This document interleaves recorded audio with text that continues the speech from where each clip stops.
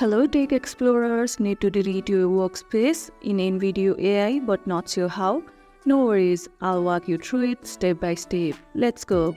First, open the InVideo AI website and log into your account. Now, look at the top right corner and tap on your profile icon. From your drop-down menu, select Settings. Next, go to the Manage account. Here you will see your workspace and beside it here is Delete option. Tap on it and a confirmation prompt may appear.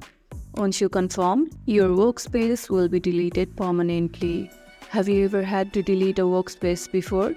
Let me know in the comments below. And that's it. You have successfully deleted your workspace in InVideo AI. If this tutorial helped, don't forget to like, share, subscribe and leave a comment below. Thanks for watching and I'll see you in the next video.